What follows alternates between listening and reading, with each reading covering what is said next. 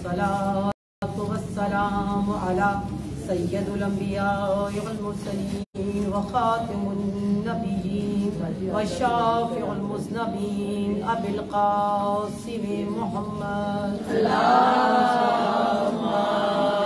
सल्लि अला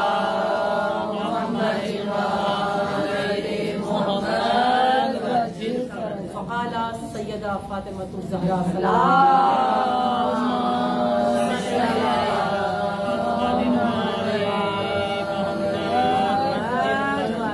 वल जहादा इज़्ज़न लिल इस्लाम।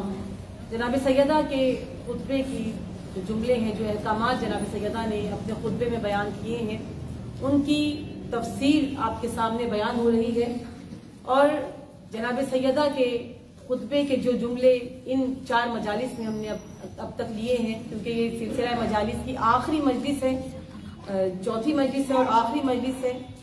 अब तक कोशिश की गई कि बीबी के जिस हद तक हो सके उस खुतबे में से जो बीबी बयान करना चाहती हैं, जो उन लफ्जों के, बीबी के उन जुमलों के जो मानी हैं, उनको बीबी हम कलाम है तो किस तरह हम कलाम है और क्या गुफ्तगू हमसे करना चाहती है। जो पहली मजलिस से अब तक बयान हुआ, पहली मजलिस में इमामत और विलायत के बारे में बयान हुआ। बीबी ने बताया कि विलायत और इमामत किस लिए जरूरी है, जनाब करार दिया। और उसके बाद जो तीसरा जुमला है वो जहाद से मुतल्लिक है। बीबी क्या फरमा रही है कि जहाद को इस्लाम की इज्जत का सबब करार दिया है। और उसके बाद सब्र से मुतल्लिक, उसके बाद अम्र बिल मारूफ से मुतल्लिक बीबी ने गुफ्तगू की। ये तीसरे नंबर पर जहाद आता है, लेकिन मैंने इसको आखिरी मजलिस के लिए इसलिए रखा क्योंकि इस जहाद में बहुत से ऐसे नुक्ते थे, यानी जिस तरतीब से जनाब सैयदा के वो जुमले जा रहे थे, ये तीसरा जुमला था, लेकिन मैंने इसको आखिरी मजलिस में इस्तेमाल किया। और उसके बाद आने वाले जुमले जो सब्र और अम्र बिल मारूफ से मुतल्लिक था, उनके मुतल्लिक हमने पहले उसकी तफसीर और बात कर ली है। जनाब सैयदा ने यहाँ पर जो जहाद के मुतालिक बयान कर रही है कि इस्लाम की इज्जत का सबब, इस्लाम की इज्जत का जरिया करार दिया है जहाद को।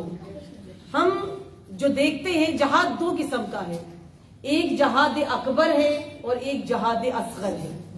जहाद असगर कौन सा जहाद है? जो मैदान जंग में, जो मक्तल में जाकर लड़ा जाता है, जो मैदान में लड़ते हैं, उसके बाद शहीद होते हैं या कुछ गाजी होते हैं और फतह पाकर वो वापस आते हैं, वो गाजी कहलाते हैं। ये जहाद असगर है। हालांकि इसमें जान जा रही है, कुर्बानी दी जा रही है, लेकिन इसको जहाद असगर कहा गया है। और दूसरा जहाद जिसको रसूल ने जहाद अकबर कहा है, वो नफ्स का जहाद है।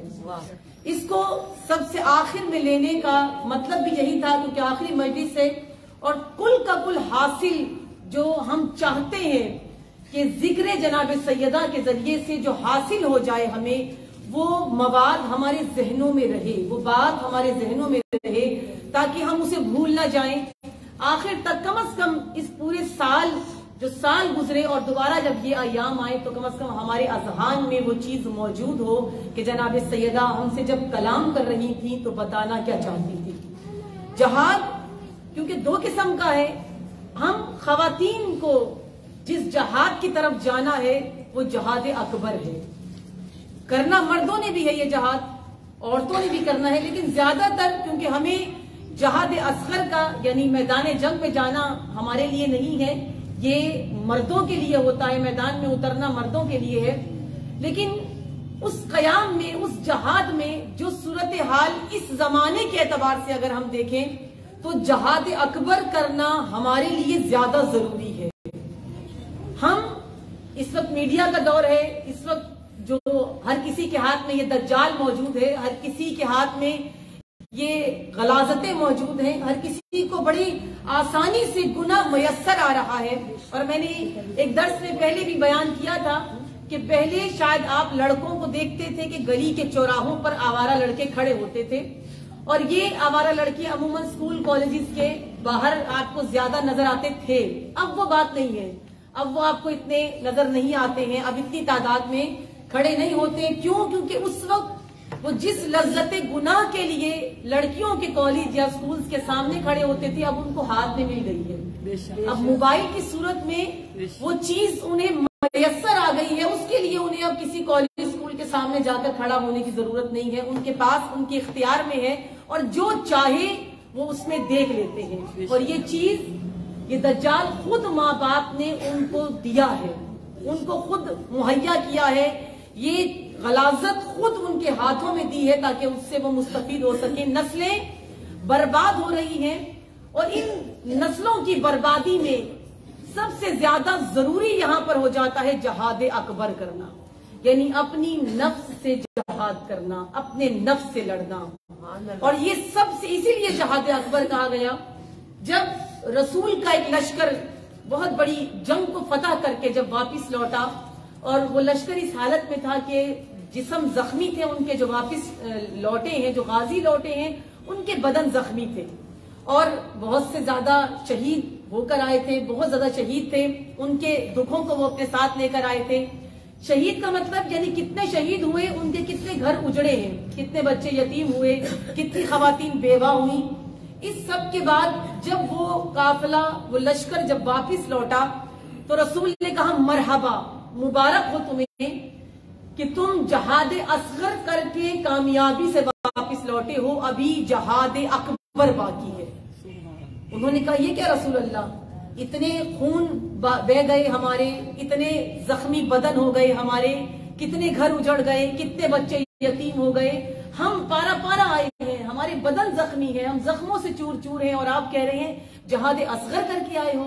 यानी हमने जो लहू बहाया है ये सब का सब फकत जहाद असगर, जहाद अकबर नहीं है, कोई बड़ी कुर्बानी नहीं है। रसूल ने कहा नहीं, अभी जहाद असगर करके आए हो, जहाद अकबर बाकी है। कहा या रसूल अल्लाह जहाद अकबर क्या है? अगर ये जहाद असगर है तो रसूल ने कहा जहाद लिन नफ्स, अपनी नफ्स से तुम्हारा जहाद अभी बाकी है।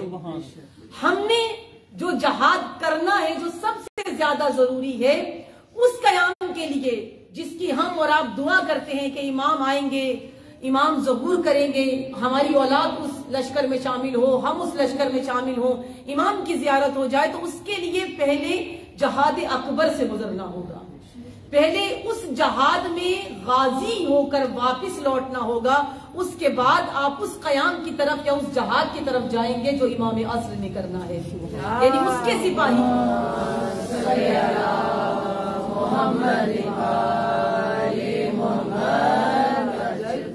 उसके सिपाही उस सूरत में बन सकते हैं जब सबसे पहले अपने नफ्स से पाकीज़गी हासिल करनी, अपनी तमाम ख्वाहिशात से, अपने नफ्स से लड़ने के बाद, इस जंग के बाद, क्योंकि जो जंग, जो जहाद है, जो जहाद अकबर है, असगर है, इसमें जो जंग है वो वाज़ेह है, हक और बातिल के दरमियान है। यानी इस्लाम किसी दूसरे शख्स से जो बातिल होता है, जब उससे लड़ रहे होते हैं, यहाँ सरहदें होती हैं, ये सरहदें वाज़ेह कर रही होती हैं कि सामने वाला जो दूसरी सरहद से आया है वो मुखालिफ है। हम जिस जगह मौजूद हैं, अगर हम इस्लाम के सिपाही सालार हैं या इमाम के इस्लाम के सिपाही हैं, तो हम हक पर हैं। यानी ये हक और बातिल की जंग हो रही होती है और इसमें कोई एक फतह पाता है। अमूमन कोशिश होती है कि फतह इस्लाम की हो, फतह दीन की हो, फतह अल्लाह की हो, फतह निजाम इलाही की हो।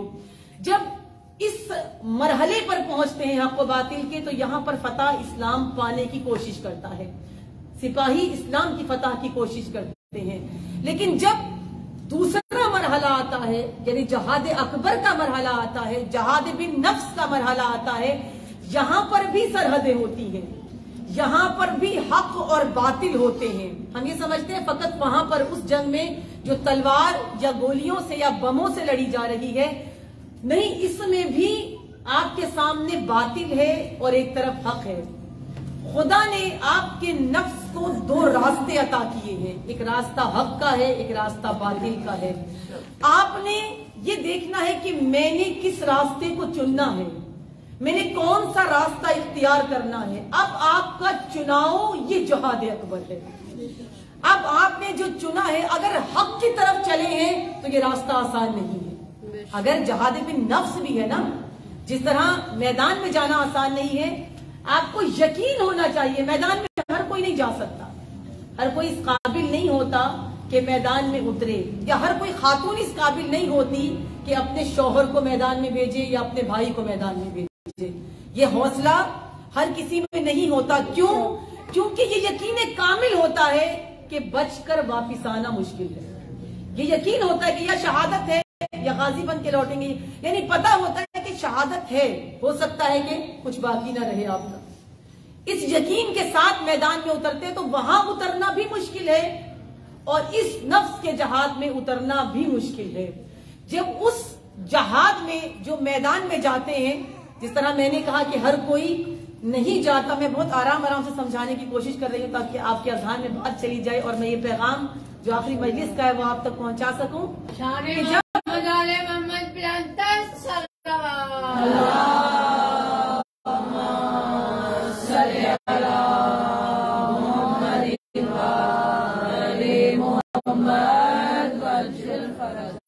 कि जब उस मैदान में उतरते हैं तो वहां भी खुश नसीब जाते हैं।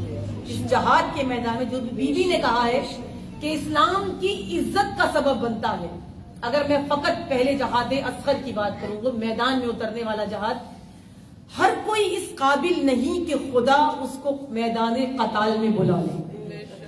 खुद कुरान कहता है कि ये वो हैं जो मैदान कताल में आते हैं, ये वो हैं जिनके मुकद्दर में शहादत लिख दी गई है, यानी मौत जिनके मुकद्दर में लिख दी गई है, मैदान में आना इनके मुकद्दर में लिख दिया गया है। और ये वो लोग हैं जो खुद अपने कदमों से चलकर अपनी कत्लगाह तक आते हैं। यानी खुद अपने आप को, करबला बेहतरीन मिसाल है इसकी, खुद चलकर उस मैदान में उतरते हैं, उस मैदान में आते हैं और जब ये कत्ल कर दिए जाते हैं तो ये क्या कहलाते हैं? ये राहे खुदा में कत्ल होते हैं तो ये शहीद कहलाते हैं। और खुदा फरमाता है इनको रिस्क हमारी जानिब से देगा। अब ये जो मैदान कताल में उतर रहे हैं, क्योंकि हर किसी के मुकद्दर, हर किसी के नसीब की बात नहीं है, खुदा मखसूस लोगों को, और खसूसियत से एक जुमला जहन में रखिएगा कि जो भी, जिसने भी शहीद होना होता है, जिसके मुकद्दर में शहादत होती है, उसकी जिंदगी हमारे जैसी नहीं होती। शहीद की जिंदगी बताती है कि ये शहीद होगा, उसका जिंदगी का अंदाज, क्योंकि वो सबसे पहले जहाद अकबर कर चुका होता है। जहाद अकबर करने के बाद वो मैदान कताल में उतरता है और अब जहाद असगर करता है, यानी उसकी जिंदगी बता देती है कि इसने शहीद होना है। खुदा इसलिए ऐसों के मुकद्दर में शहादत को लिखता है। मैदान मुश्किल,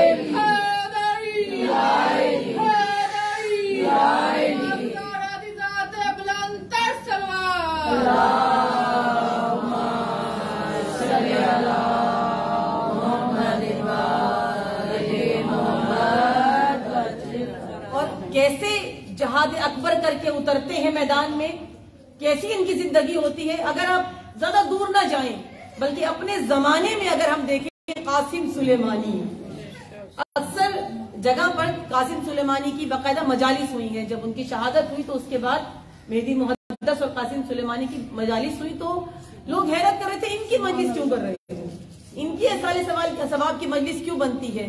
और मुझे हैरत हुई उन लोगों पर कि जिन्होंने कहा कि इनकी मजलिस क्यों कर रहे हो, इनके ऐसाले सवाब की क्यों कर रहे हो। हैरत हुई कि जो मुदाफ़े हरम जनाब ज़ैनब है, कोई मामूली बात नहीं है जनाब ज़ैनब के हरम का मुदाफ़े होना। अगर करबला पर निगाह करें, यूं अमूमन इल्जाम लगा दिया जाता है कि आपने रहबर को जो है वो मुस्लिम इब्न अकील से मिला दिया, फलां को उससे मिला दिया। तमसीलात होती हैं, कुछ मिसालें होती हैं जिसके जरिए से समझा जाता है। अगर आप मैदान करबला में देखें तो मुदाफे कौन है बीवियों के चादरों का, मैदान में कौन है मुदाफे जिसके बारे में खुद जनाब ज़ैनब कह रही है कि मैं इसकी वजह से औरतों के, बाकी खवातीन के पर्दे की खुद को मुहाफिज समझ रही हूँ। मैं पर्दे की जामिन क्यों बन रही हूँ? क्योंकि मेरा अब्बास जिंदा है, मेरा अब्बास मौजूद है। यानी मुदाफ़े जनाब ज़ैनब हजरत अब्बास है, और जहां मैदान करबला में मुदाफ़े हजरत अब्बास है, इसी तरह जब हरम जनाब ज़ैनब पर वक्त आ रहा है तो जो भी मुदाफ़े बनकर ये जुमला कह रहा है कि जब तक हमारे सीने मौजूद हैं एक भी गोली जनाब ज़ैनब के हरम तक नहीं पहुंचने देंगे। वो भी का मुदाफे नहीं है, वो भी हक रखते हैं कि उनका तस्करा किया जाए, वो भी हक रखते हैं कि उनका जिक्र किया जाए। इतना बड़ा जहाद कि खुदा ने जिनके मुकद्दर में शहादत लिखी हो, उनकी जिंदगी क्या कहती है। इसीलिए मैंने कहा कि जहाद अकबर करके गए हैं जनाब कासिम सुलेमानी। आप उनकी डॉक्यूमेंट्री सुने और उनके छोटे छोटे क्लिप्स मौजूद हैं, अगर आप वो सुने तो कासिम सुलेमानी ने 42 साल हर मराजे, हर आलिम और यहाँ तक के शोहदा के, आपने वीडियोस में देखा होगा कि शोहदा के बच्चों में, शहीद में ऐसे जो जिंदा शहीद होते हैं, अभी शहीद नहीं होते लेकिन किरदार ऐसा होता है कि जिनको कहा जाता है जिंदा शहीद है, जो अभी शहीद नहीं हुए लेकिन किरदार बताता है ये जिंदा शहीद हैं। शहीदों के बच्चे उनके करीब जल्दी आते थे, यानी जाज़बा, जैसे अपने दौर में मौलाए कायनात में एक जाज़बा था। किताब का नाम है जाज़बा और दाफ़िया अली इब्न अबी तालिब, रहबर मौज़म ने लिखी है कि मौला अली की जात में जाज़बा कितना था। इसकी बेहतरीन मिसाल यह है कि मौलाए कायनात का फरमान है, मौला कहते हैं कि अगर मैं मोमिन की नाक पर पूरी कुव्वत से तलवार से वार करूं, मौला अली का जुमला है, मोमिन की नाक पर, नाक वो नाजुक तरीन हिस्सा होता है, अगर आपका बच्चा भी कोई चीज मार दे तो एकदम गुस्सा आ जाता है, बहुत नाजुक हिस्सा है नाक। और नाक वो जगह है जहां पर, यानी मिसाल मौला ने नाक की क्यों दी है, इसलिए दी है कि नाक वो हिस्सा है कि जहां पर मारने से सामने वाला अगर आपके मारे तो आपका दोस्त भी दुश्मन बन जाता है, यानी इतना शदीद आपको गुस्सा आता है कि वो नाजुक तरीन जगह है।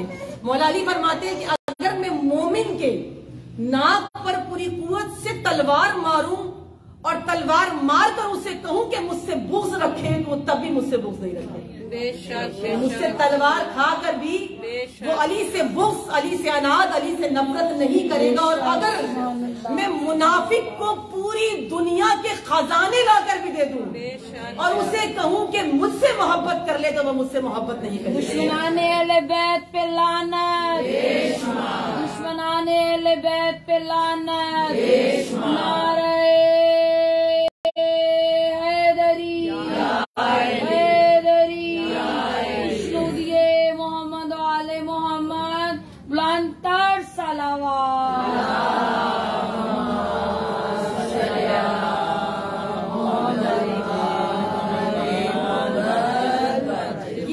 जाज़िबा है मौलाए का, ये दाफिया है कि मुनाफिक करीब नहीं आएगा, और ये जाज़िबा है कि ज़ाते अली के करीब से मोमिन नहीं हट सकता, मोमिन बुग़्ज़ नहीं रख सकता, ये जाज़िबा। तो कुछ शख्सियात ऐसी हैं कि जिनका जाज़िबा ऐसा होता है, तो शोहदा के जो औलाद है, जो बच्चे हैं, वो उनके करीब ज्यादा लगते थे।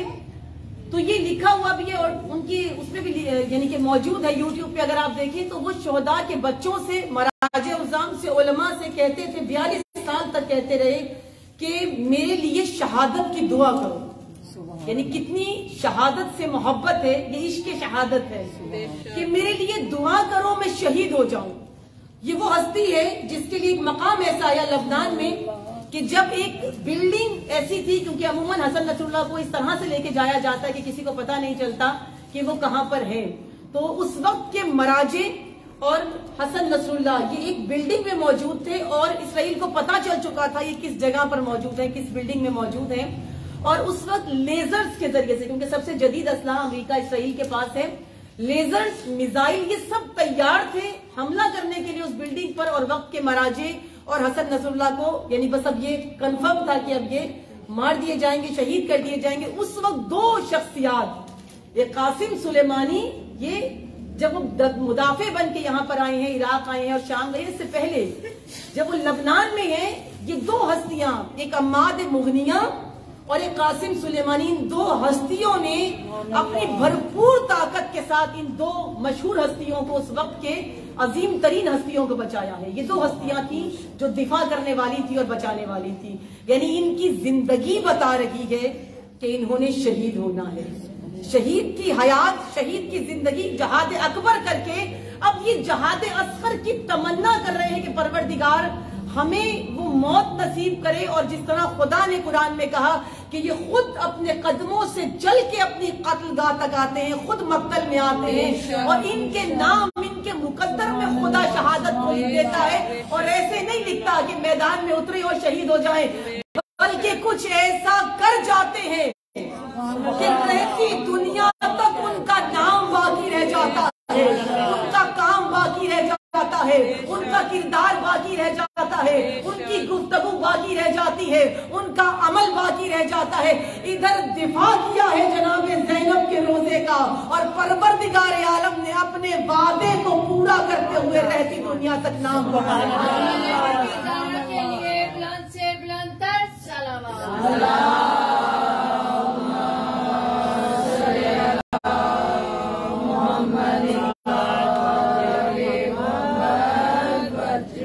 ये वो है जो खुद चल के अपनी कत्लगाह तक, हम दुश्मन ये समझ रहा था कि हमने कत्ल करके बहुत बड़ा कारनामा सर अंजाम दिया है, बहुत बड़ी फतह हुई है, बड़ा खुश था दुश्मन। बाकायदा मीडिया पर बयानात जारी किए हैं, मुबारकबादें दी गई हैं एक दूसरे को, दुश्मन खुश है। लेकिन दुश्मन ये नहीं जानता कि जिसको शहीद किया है उसकी तमन्ना ही शहादत की थी। जिसको तुम फतह सोच रहे हो अपनी, असल में वो शहीद की फतह है। एक शहीद न जाने कितने लोगों को ऐसा मुजाहिद बना के चला जाता है। शायद जिंदगी में उससे इश्क ना हो, लेकिन उसकी मौत सबके अंदर इश्क को उभार देती है। उसकी जिंदगी में शायद किसी को न पता चले कि जनाब ज़ैनब के रोजे के मुदाफे की अहमियत क्या है, लेकिन शहादत के बाद पता चला है कि रोजे के मुदाफे की अहमियत क्या होती है। कोई मामूली हस्तियां नहीं होती जो इस मैदान में उतरती है, लेकिन कुछ वो लोग होते हैं जिनके मुकद्दर में शहादत नहीं होती, वो कोई सा भी जहाद नहीं कर सकते। वो यहाँ तक के यही जुमले अक्सर सुनने को मिलते हैं ना कि हम ठीक है, हमें क्या मसला है, हमें तो कोई कुछ नहीं कह रहा, हमें तो कोई परेशान नहीं कर रहा, हम ठीक है, हमारे बीवी बच्चे ठीक है, हम अपने घरों में बैठे हैं, सुकून से बैठे हैं, खुश बैठे हैं। जब हमें कोई तकलीफ नहीं पहुंचा रहा तो हमें मैदान में उतरने की क्या जरूरत है। लेकिन उन मैदानों में, जिन मैदानों में उतरना जरूरी होता है और लाजिम होता है, उस मैदान में उतरने से पहले अगर आप ये कहें कि हम तो खुश हैं, हमारा दीन सलामत है, हमारे बीवी बच्चे सलामत है, अगर यही सोच सबकी हो जाए तो मैदानी अमल में कौन उतरेगा, तो मक्तल में कौन उतरेगा। तो इस मैदान में इन दोनों जहादों को कौन पुर करेगा, कौन इन मैदानों में उतरेगा, अगर सब के सब यही सोच लें। आज नुसैरियत का मैदान गर्म है।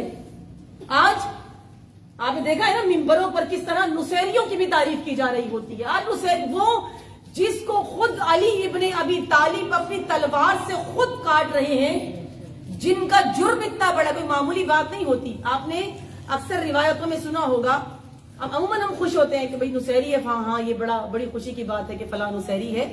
आपने अक्सर रिवायतें जिन्होंने पढ़ी होंगी ना, उन्होंने ये पढ़ा होगा जब इमाम आखिर आएंगे तो 80 उलमा या 80 मुजतहिदीन ऐसे होंगे जो इमाम की तेख के तह होंगे, यानी कई ऐसे मुजतहिदीन होंगे, 80 के करीब की बयान हुआ है कि जो उलमा जो अपने आप को मुजतहिद कहेंगे वो इमाम के तेख के नीचे आएंगे। यानी बहुत बड़ी बात है कि जिसको इमाम अपनी तेख से मारे। मौलाए कायनात ने कहा था ना मालिक अशतर को कि मैं नस्लें देखकर कत्ल करता हूँ, मैं जब सर उड़ाता हूँ मैं नस्लें देखता हूँ। यानी यहाँ इमाम असल भी तो फर्जंद अली इब्ने अबी तालिब है, नस्लें देखकर कत्ल कर रहे हैं।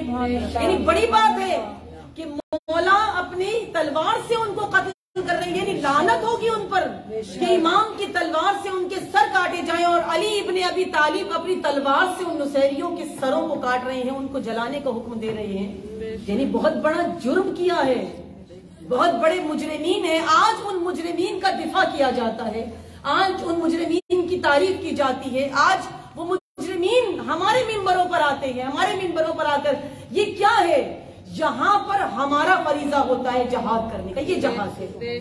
यहाँ मैं कहूँ कि मेरा दीन सलामत है, मेरा ईमान सलामत है, मेरी औलाद का दीन ठीक है, जो मेरे इर्द गिर्द है इनका दीन ठीक है, मुझे फिर क्या जरूरत है ना यहाँ इस मैदान में उतरने की। और ये भी मैदान कताल है, ये मामूली मैदान नहीं है।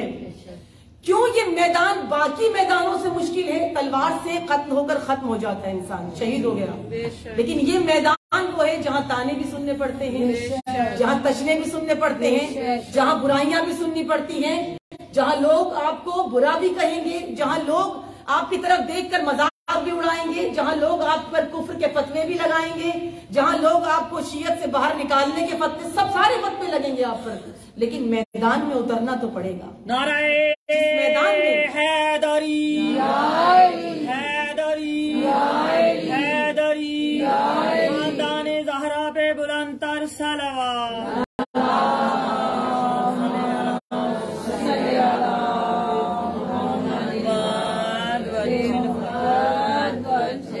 ये वो मैदान है जिसकी पहचान भी करनी है। फकत ये नहीं कि आपने इस मैदान में बिना सोचे समझे उतरना है। और जरूरी क्यों है ये मैदान जहाद, जरूरी क्यों है? बीबी का वही जुमला जो मैंने इब्तदा में बयान किया कि जहाद इस्लाम की इज्जत का सबब है।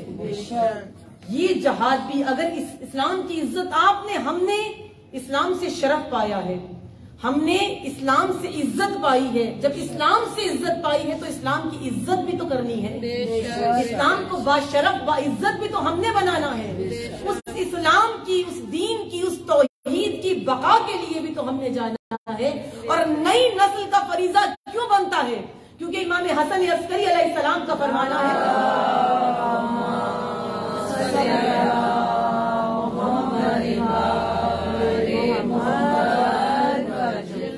फरमाते हैं कि वो लोग जो हमारे कमजोर शियों को, कमजोर से मुराद वजूदी कमजोर नहीं या पैसे या माल के लिहाज से कमजोर नहीं, बल्कि कमजोर जो अकीदा जिनका थोड़ा वीक होता है और बड़ी जल्दी बदल जाता है या बड़ी जल्दी दूसरी तरफ चला जाता है, उस अकीदे के लिहाज से कमजोर, यानी वो लोग जो हमारे, वो गिरोह जो गुमराह गिरोह है, वो हमारे शियों को, हमारे कमजोर शियों को गुमराह कर रहा होता है। एक गिरोह है जो गुमराह कर रहा होता है और बड़ी जल्दी गुमराह हो जाते हैं। इमाम ने फरमाया वो गिरोह जो हमारे कमजोर शियों को गुमराह कर रहा है, ये यजीद के लश्कर से भी ज्यादा खतरनाक है। इमाम का फरमाया, यजीद का लश्कर मामूली तो नहीं था ना। जिसने इमाम हुसैन को शहीद किया, जिसने बीबियों के सरों से चादरों को छीना है, मामूली लश्कर नहीं है, मामूली जुर्म भी नहीं है। लेकिन यहाँ इमाम उस जुर्म को अदना कह रहे हैं और वो जुर्म जो गुमराह करने वाला है उसको बड़ा जुर्म कह रहे हैं। क्यों बड़ा जुर्म? यजीद के लश्कर से ज्यादा गुमराह, बड़ा लश्कर जो गुमराह कर रहा है शियों को। क्यों कहा? इमाम ने फरमाया इसलिए क्योंकि उन लोगों का काम था कि गलों को काट देना। उन्होंने शहीद किया, गले काट दिए, शहादत पाने वाले शहीद हो गए। लेकिन ये गिरोह अकीदे खराब कर रहा है, ये गिरोह दीन में तब्दीलियां ला रहा है, ये गिरोह अकीदे खराब कर रहा है। जब नस्लों के अकीदे खराब हो जाएं, ईमान खराब हो जाएं, फिर वो नस्लें किसी काम की नहीं रहती, फिर वो कारामत नहीं रहती। और दीन को मजबूत अकाईद के इंसान चाहिए, मजबूत अकाईद के लोग चाहिए। यहाँ पर जहाद बिन नफ्स भी जरूरी है और इस मैदान में उतरना भी जरूरी है। ये वो मैदान है जो इमाम कह रहे हैं कि ये लोग जो गुमराह कर रहे हैं कमजोर अकीदे के शियों को, इनसे मुकाबला हमें करना है। इनके लिए, इनके सामने मैदान में उतरना है और उतरना पड़ेगा। अभी कुछ अर्सा पहले की बात है कि यहाँ पर ये जो एक बड़ा प्लाजा, गालिब अल असर प्लाजा, इसके पास एक बहुत बड़ा बोर्ड लगा हुआ था कि कोई जाकिरीन ऐसे थे कि जो आना है, जो आल पाकिस्तान जिन पर पाबंदी थी, मुशरिकाना गुफ्तगू करने की वजह से आल पाकिस्तान पाबंदी थी उन पर कि वो कहीं पर भी नहीं पढ़ सकते। वाहिद मंडी भाउद्दीन था जहां पर वो, शायद ये पाकिस्तान से बाहर का इलाका था या जो भी था, लेकिन यहाँ इजाजत थी उनको कि वो यहाँ पर पढ़ सकते। क्यों इजाजत मिली? क्योंकि यहाँ कोई मैदान में उतरने वाला जरी नहीं था। दूसरे शहर से एक गिरोह आया, आपके साथ वाले शहर से या इलाके से एक गिरोह आया। आपका शहर जिला है आपका, और ये शहर कहलाता है, बड़ा तरक्की याफ्ता शहर होता है, बड़े मॉल्स बन चुके हैं, सारा कुछ है।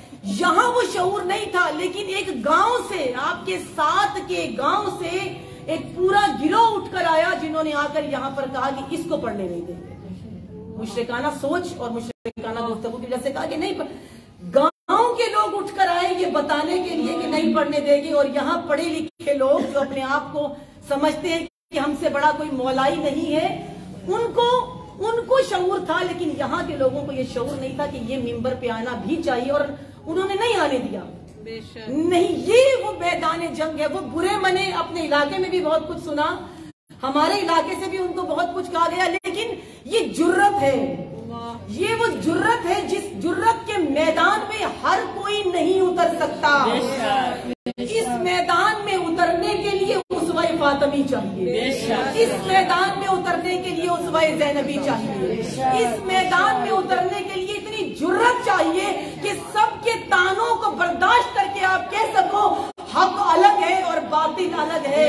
जहां अली इब्ने अबी तालिब ने जिनको काफिर करार दिया है, जिनको अली इब्ने अबी तालिब ने अपनी तलवार के तहे तय किया है, अगर अली पसंद नहीं करते तो अली वाले भी पसंद नहीं करते।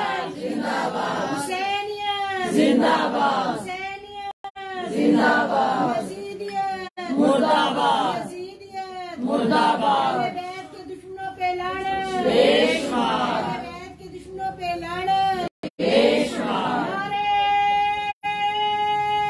हैदरी, हैदरी, हैदरी, फातिमा खातून जन्नत सलामुल्लाह अलैहा पे बावाज़े बुलंद सलावत।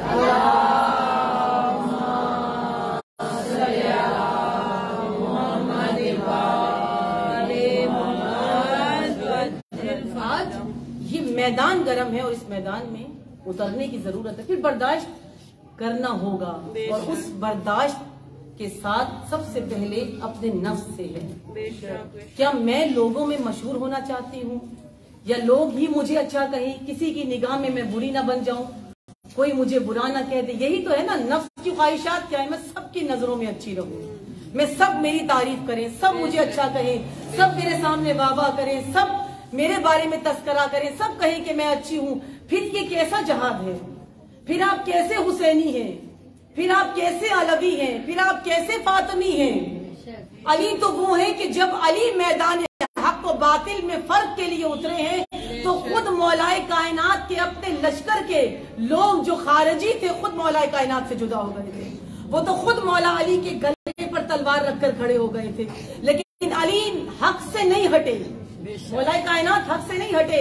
मौला हुसैन को खुद कहा गया कि तुम एक मर्तबा बैत कर लो, तुम्हें कुछ नहीं कहा जाएगा, खामोश होकर बैठ जाओ, कुछ नहीं कहा जाएगा, यमन चले जाओ, कुछ नहीं कहा जाएगा, काबा में पनाह ले लो तुम्हारे खानवादे को, तुम्हें कुछ नहीं कहा जाएगा, चले जाओ लेकिन यजीद के खिलाफ ना खड़े हो, तुम्हें कुछ नहीं कहा जाएगा। लेकिन यहाँ इमाम हुसैन नहीं बैठे। इमाम हुसैन ने देखा मेरा फरीजा क्या है, जहाँ फकत एक यजीद ही सामने नहीं है। आज अगर एक यजीद को इमाम हुसैन छोड़ दे तो कल न जाने कितने यजीद ऐसे पैदा हो जाएंगे। और अगर हुसैन इब्ने अली जिसके पास दीन मौजूद है, जो असल दीन की मुहार को पकड़े हुए है, जिसके घर से दीन निकला है, अगर उस दीन जिसके घर से निकला हो उसने आज अगर यजीद को छोड़ दिया तो कल के लोगों के लिए एक जवाब बन जाएगा कि हुसैन ने भी तो छोड़ा था, हुसैन इब्ने अली ने भी तो कह दिया था, माफ कर दिया था या छोड़ दिया था, या हुसैन इब्ने अली भी तो अपने घर में बैठ गए थे।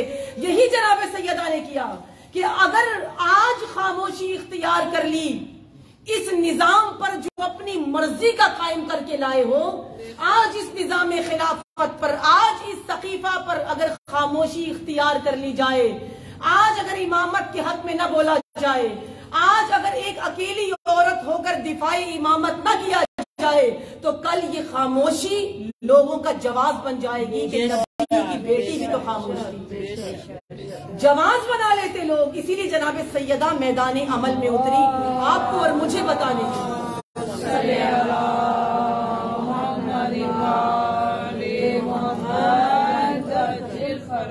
इन मैदानों में उतरना हमारे लिए जरूरी है। और इसीलिए बीबी ने कहा जहाद इस्लाम की इज्जत का जरिया बनाया। हमारा शरफ, हमारी इज्जत हमने फकत दुनिया में नहीं देखनी, आप ये भी तो देखिए कि ये शरफ मैदान में उतरने का, मक्तल में उतरने का, जहाद बिल अकबर, जहाद बिन नफ्स जो कहते, ये आपको और कहाँ इज्जत बख्शता है। हम कुरान में पढ़ा है कि जो अल्लाह की राह में मार दिए जाते हैं, यानी जिनको हम शहीद कहते हैं, वहां पर अल्लाह की राह में मर जाने वाले हैं। शहीद का लफ्ज कुरान ने इस्तेमाल नहीं किया, लेकिन उनको शहीद कहा जाता है। जो राह खुदा में कत्ल हो जाते हैं, कताल कर दिए जाते हैं, वो सब शहीद कहलाते हैं। ये सब के सब शोहदा, ये सब के सब शहीद, कुरान कहता है ये हमारे हाथ से रिस्क पा रहे हैं। अब तो शहीद हो गए, अब तो दुनिया से चले गए, अब दुनिया से जाने के बाद कौन सा ऐसा रिस्क है? और फिर रिवायतों में है कि शहीद, कुरान कहता है कि शहीद रिस्क पाता है, और रिवायतों में है कि शहीद बाकियों को, यानी खुद तो शहीद हो जाता है, लेकिन वो जो उसकी शहादत से कुछ सीखते हैं, शहीद उनको भी रिस्क दे रहा होगा। अब हम ये सोचें कि वो तो जा चुके, शहीद हो चुके, बदन उनके पारा पारा हो चुके, बिखर चुके, दुनिया से रुखसत हो चुके, जिस्म को दफनाया जा चुका, अब कौन सा रिस्क उनसे मिल रहा है? उनको जो रिस्क अजमत, जो रिस्क इज्जत खुदा अता कर रहा है, वो तो कर रहा है, लेकिन जो बाकी उनसे मुस्तफीद होना चाहते हैं, उनको खुदा कौन सा रिस्क दे रहा है? उन शहीदों के जरिए से रिस्क, इज्जत का रिस्क मिलता है। कभी जो मौत है वो कौम की हयात है, शहीद की जो मौत है वो कौम की हयात है। नाराए हैदरी या अली या अली या अली मदद हक है। सल्ले अला मोहम्मद शहीद का दिया हुआ रिस्क ये शौक के शहादत है बेशक बाकियों में। और सबसे बढ़ के इज्जत, जब किसी घर से कोई शहीद होता है तो उस घर वाले की इज्जत बढ़ जाती है। बेशक यानी कहा जाता है ये शहीद की बीवी है, बेशक। ये फिर उसका अपनी पहचान खत्म हो जाती है, फिर शहीद की पहचान से खानवादे की पहचान हो जाती है। पहले कभी शहादत से पहले वो बाप के नाम से पुकारा जाता था, लेकिन अब कहा जाता है उस बाप को ये शहीद का बाप है। कभी माँ के नाम से पुकारा जाता था, अब कहा जाता है ये शहीद की माँ है। कभी जौजा को शोहर के नाम से पुकारा जाता था, अब कहा जाता है कि ये शहीद की जौजा है। कभी शहीद के बच्चों को उनकी अपनी किसी रुतबे के एतबार से कोई बड़े मकाम पर हो तो उनके रुतबे के एतबार से पुकारा जाता था, अब कहा जाता है ये शहीद की औलाद है। यानी शहीद जो सबसे पहला रिस्क अता कर रहा है वो अजमत है, वो इज्जत है। और दूसरा रिस्क जो पूरी मिल्लत को शहीद अता करता है वो शौक शहादत है। पूरी मिल्लत में एक शहीद एक होता है, लेकिन पूरी मिल्लत को एक शौक दे जाता है कि जब हुसैन इब्ने अली पर अपनी जान को कुर्बान करो तो खुदा क्या रुतबा अता करता है, खुदा क्या अज़मत अता करता है। यानी खुदा जो रिस्क उसको दे रहा है वो रिस्क अनफाक कर रहा है। खुदा के दिए हुए रिस्क से वो रिस्क को तकसीम कर रहा है, अपने पास नहीं रखता। शहीद भी नहीं रखता। आलिम का भी फरीजा है ना, फरीजा है कि तुम्हें जो इल्म पता चले, वो उस्ताद हो, वो टीचर हो, वो जो कुछ ये पढ़ती हैं, जब असातीज जो है हमारे, ये खुद जब पढ़ते हैं उसके बाद जब टीचर बन जाते हैं फिर ये बच्चों में, लोगों में तकसीम करते हैं। यानी वो रिस्क है, उसने जो इल्म का रिस्क हासिल किया है, अब इस रिस्क को अनफाक कर रही है, अब उस रिस्क को बाकियों में तकसीम कर रही है, अपने पास नहीं रखती। सबसे बड़ा कंजूस है वो शख्स जो इल्म हासिल करे और अपने तक रखे कि किसी और को ना पता चले। जो पता हो, जो इल्म हासिल करो वो पहुंचाओ, इससे कम नहीं होगा, तुम्हारा भी ज्यादा होगा और उनका तो इजाफा हो रहा है, बढ़ता जाएगा। ये वो दौलत है जितनी फैलाते जाओ उतना इजाफा होता जाता है। इसी तरह शहीद का दिया हुआ रिस्क, जो जो खुदा रिस्क अता करता है, जितना ज्यादा फैलाते जाओ उतना ज्यादा इजाफा होता है, उतना ज्यादा बढ़ता। और हमें जरूरत है इस रिस्क की।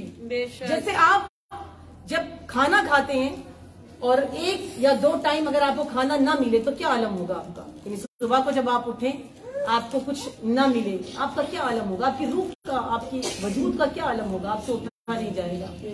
1 टाइम गुजार लेंगे, 2 टाइम गुजार लेंगे, तीसरे टाइम आके आपका अंत हो जाएगा कि बस अब इससे ज्यादा भूखा नहीं रहा जा सकता। क्यों नहीं रह सकते आप? ये आपका दिल नहीं मांग रहा, ये आपका शिकम, आपका पेट, आपका मैदा तलब कर रहा है। अब आपके मैदे बच्चे को कुछ चाहिए ताकि वो आपके पूरे वजूद को ताकत अता करे। जिस तरह आपका जिस्म खाने के लिए तड़पता है ना, अगर ना मिले जिस्म लरसता है, उठा नहीं जाता, कहीं से कुछ मिल जाए। यहाँ तक कि एक आलम यह आता है जब इंसान भूख के आखिरी दर्जे पर हो और ऐसी जगह हो जहाँ कुछ भी ना मिले और फकत हराम ही हराम सामने हो, तो दीन ये तक कहता है कि जिंदा रहने के लिए हराम भी तुम्हारे लिए उस वक्त हलाल हो जाता है।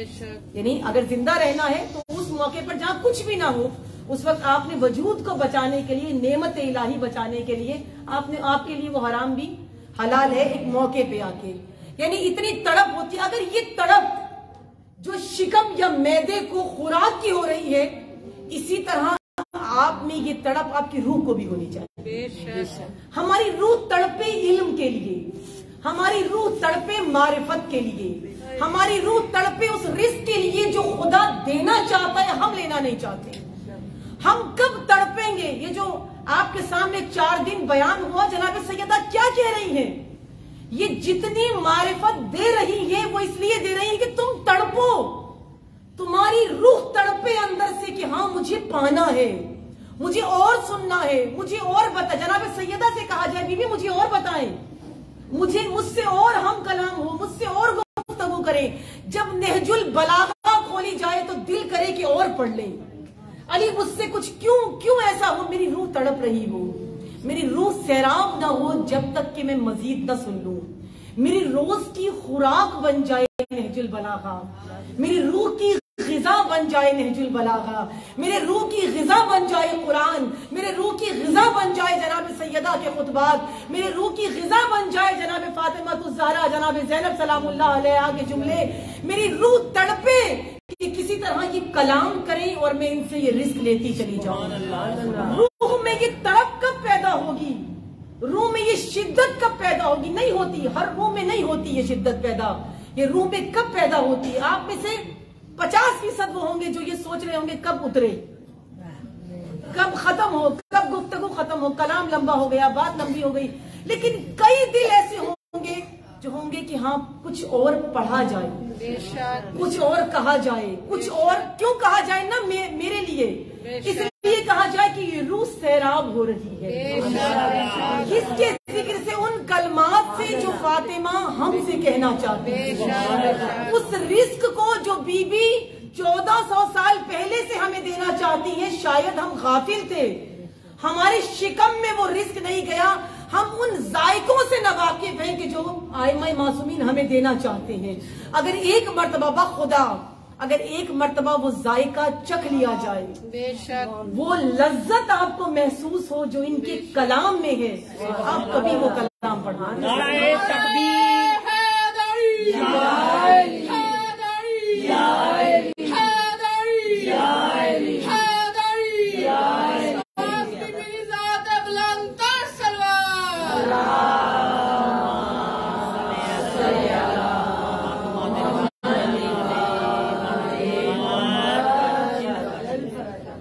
कलाम की तलब हो, जुस्तजू बढ़ जाए, और वो तड़प रूह में तब होती है जब हम दुनिया से अपने दिल को छोड़कर और अपनी लौ इमाम की तरफ लगा देते हैं। वो इश्क की मंजिलें होती हैं, वो तड़प के जाना और होता है। जिस तरह हम नमाज की तरफ जाते हैं ना, बड़ा नॉर्मल सा, ठंड है, सर्दी है, चलो वजू करना ही है, कर लेते हैं, चले जाते हैं। एक होता है तड़प के नमाज की तरफ, जैसे मौला अली जाया करते थे। एक तड़प थी किससे? खुदा से मुलाकात। जैसे कासिम सुलेमानी शहादत की तलबगार थे, यानी एक तड़प थी 42 साल जिसने एक ही दुआ कराई कि मुझे शहादत नसीब हो जाए। यानी तड़प है जो उस तरफ लेकर जा रही है। हम इस तड़प के साथ, लेकिन पहले जहाद अकबर जरूरी है। अगर इस्लाम की, दीन की, शीयत की, अपने खानदान की इज्जत चाहते हैं, जहाद अकबर जरूरी है।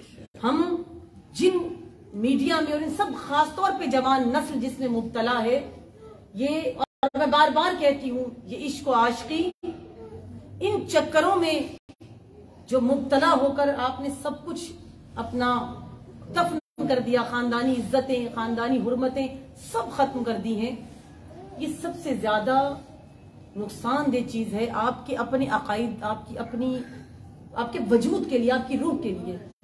कभी तरक्की नहीं पा सकते आप, कभी अपनी रूह को रुश्द नहीं कर सकते, कभी आपकी रूह परवान नहीं चढ़ सकती, जवान नहीं हो सकती, बड़ी नहीं हो सकती, जब तक ये गलाजतें आपके वजूद में मौजूद हैं। इनको निकाल कर और फिर जब आप आगे बढ़ेंगे, आपकी रूह खुद ब खुद चाहेगी कि मुझे कुछ ऐसा मिल जाए। आपने देखा है ना, मैं इसी पर इख्तिताम करूंगी कि आपने अमूमन देखा है बुजुर्गों को, बुजुर्ग ज्यादा नमाजें पढ़ते हैं, बुजुर्ग ज्यादा तहज्जुद पढ़ते हैं, ज्यादा कुरान की तरफ जब बुजुर्गी के आलम में आते हैं, इनका रजू कुरान, नमाज, तहज्जुद इनकी तरफ बढ़ जाता है। क्यों बढ़ जाता है? वजह क्या है? इसलिए बढ़ जाता है कि दुनिया की लज्जतें अब इनसे खत्म हो गई, इनके अंदर शहवत खत्म हो जाती है, इनके अंदर लज्जत दुनिया खत्म हो जाती है, खानों की लज्जत इनके अंदर खत्म हो जाती है, मजेदार चीजों का जायका इनके अंदर सब कुछ खत्म हो जाता है। अब ये आपके लिए तो फोकड़ कहते हैं कि फोकड़ है, अब आपके लिए किसी काम के नहीं है ये, लेकिन हाँ इनको खुद पता होता है कि अब हम किस तरफ जा रहे हैं, किस तरफ हमारा रुख है।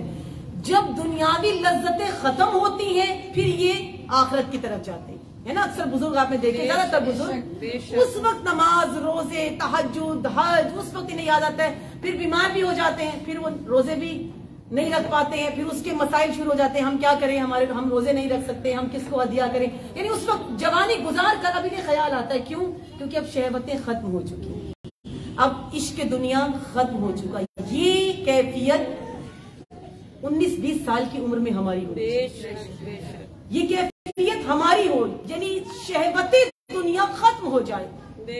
शहवत जब खत्म हो जाए, ये लज्जतें जब खत्म हो जाएं, अगर जवान बुढ़ापे में खत्म हो तो फिर कुछ भी बाकी नहीं रहता। आप बीमार होते हैं, आप नमाजें वो आपसे उठा ली जाती है कि चलो अगर नहीं पढ़ सकते हैं, इस आलम में है, तो वो रोजे आप से उस आलम में कि जब उन इबादतों को इसलिए किया जा रहा है कि मौत करीब है, और एक लज्जत इबादत है जवानी की, कि जब मुझे पता है मेरी पूरी हयात पड़ी है, मेरे सामने पैसा भी है, मेरे सामने दौलत भी है, मेरे सामने माल भी है, मेरे सामने घर भी है, मेरे सामने औलाद भी है, मेरे सामने लजीज खाने भी हैं, मेरे सामने दुनिया की हर नेमत है, और सबसे बढ़कर शहवत मेरे सामने है, वो जायज और नाजायज हर तरीके से जब मुझे मयस्सर है, मैं वो सब कुछ होते हुए यूसुफ बन जाऊं। यूसुफ को सब मयस्सर था, खुदा ने तारीफ की है, उसने यूसुफ की तारीफ नहीं की, किरदार यूसुफ की तारीफ। ये सब मयस्सर होते हुए मेरा किरदार यूसुफ जैसा किरदार हो जाए, मैं सब कुछ छोड़कर अब जिस तरफ जाऊं जो मैं करके आई हूं, ये जहाद अकबर है। और बीबी कह रही ये इस्लाम की इज्जत का सबब है। हम जब इस मौके पर आ जाए, क्यों कि जवान नस्ल जब इस मैदान में उतरेगी तो क्यों इज्जत का सबब नहीं बनेगी, जिसके वजूद को देखकर कहा जाए ये मुसलमान बच्ची जा रही है, जिसके हिजाब को देखकर, जिसके किरदार को देखकर, जिसकी झुकी हुई निगाहों को देखकर जमाना बताएगा कि हाँ ये नस्ल फातिमी से है जो जा रही है, ये उसवाए फातिमी को अपनाकर ये जा रही है। लेकिन उसके लिए इस मैदान जहाद में उतरना जरूरी है, जिसके लिए मामूली कुर्बानियां नहीं दी गई, कुर्बानियां तवील थी, और ये सारी कुर्बानी आपके और हमारे लिए दी गई। हम अजीब हैं, हम बहुत, हमने हर साल मुहर्रम आता है, और एक तरह से जब मिंबर पे, हम में से कोई भी जब मिंबर पे पढ़ रहा होता है और जब मसाइब पढ़े जाते हैं, तो गोया हमारे सामने शहादत हो रही होती है, हमारे सामने बिखरे हुए लाशें होते हैं, हमारे सामने विदाओं के उतरने का मंजर होता है, हमारे सामने एक बूढ़ा बाप जवान बेटे की लाश को उठा के लाता है, हमारे सामने कोई जुलझना है जो अपने सवार को तीरों पर सवार करके और खुद वापिस तन्हा आ रहा होता है, हमारे सामने वो ताबूत बरामद होते हैं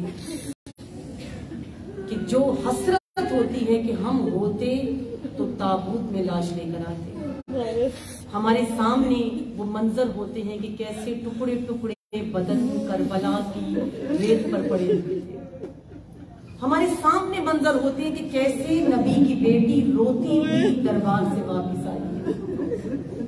हमारे सामने मंजर होते हैं कि कैसे अली की बेटी कूफा और शाम के बाजारों में सरनमीज़ आई है।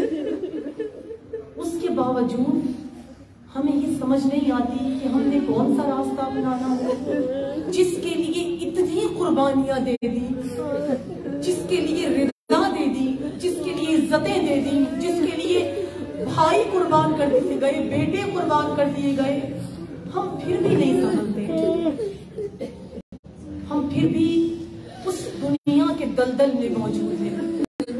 एक मर्तबा अगर अली की तन्हाई देखें तो पता चले कि दीन क्या है। एक मर्तबा हुसैन इब्ने अली के गले को कटते हुए देखे, जैसे बहन ने तिल्ला-ए ज़ैनबिया पे खड़े होकर देखा था तो पता चले कि कितनी बड़ी कुर्बानी दी है।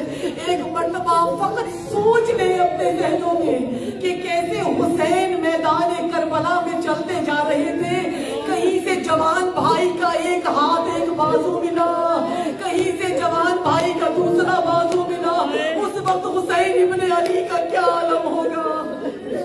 एक मंजर अगर हम अपने ज़हन में कर लें कि कैसे अली इब्ने अबी तालिब ने नबी की बेटी को दफन किया होगा। जब जनाब फातिमा को मौलाए कायनात ने दफन किया है ना, तो दफन कर कर जनाब सैयदा की कब्र से उठे, अपने दामन को झाड़ा और नबी की कब्र की तरफ रुख किया और रोकर कहा, अल्लाह के रसूल मुझे माफ कर देना, अल्लाह के नबी अली को माफ कर देना, जो अमानत आपने मेरे सपुर्द की थी, आपने जो अमानत मुझे दी थी उस वक्त वो ठीक हाल में थी, लेकिन अब जब ये अमानत अली वापिस कर रहा है तो पहलू जख्मी है, फातिमा के चेहरे पर तमाचे के निशान है, फातिमा के हाथ पर ताज़ियाना लगा हुआ है। जब अमानत दी थी तो ठीक थी, लेकिन जब अली ये अमानत वापिस कर रहा है, फातिमा का दिल दुखों से भरा हुआ है, फातिमा को बहुत तकलीफ में लौटा रहा हूँ। जनाब फातिमा ज़हरा की तो मामूली तकलीफ नहीं है, ये मामूली अज़ियत नहीं है।